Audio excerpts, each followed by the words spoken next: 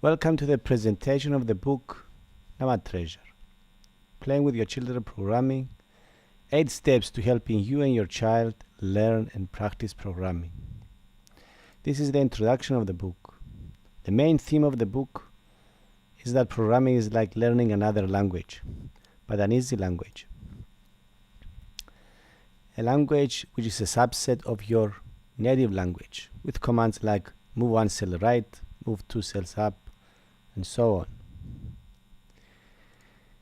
Programming is like any other spoken language. For example, Italian, Hellenic, Spanish, English.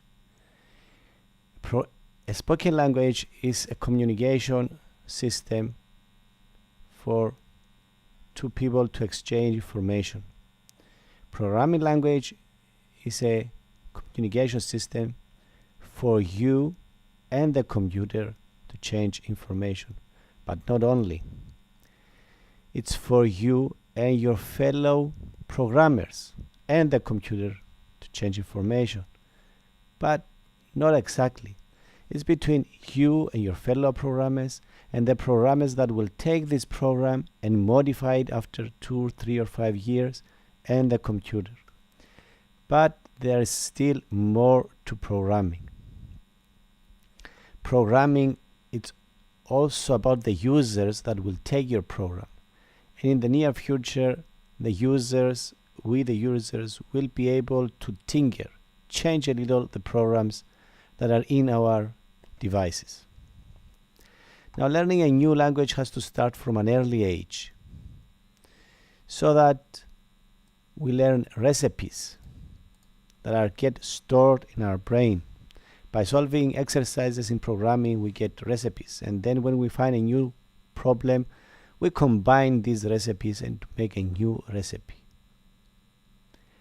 Now, this book is based on a tabletop educational game called Seeking the Nama Treasure, which is a game that it has a treasure hunter and the treasure owner that hide the treasure, writes the commands, which are similar to spoken commands and similar to commands that are used, command structure that are used in the computer. So it's an excellent introduction to programming without computers. Programming is fun, not only because it can be done in a game like we did in the Nama Treasure, but because even when we program, it is fun. This is Linus Torvalds, the inventor of Linux, and it says that it's fun to program, and even it's not a job that you do to get paid, but it's something that you like to do. Some people say that when you are a programmer, you don't have to work anymore because what you do is what you like.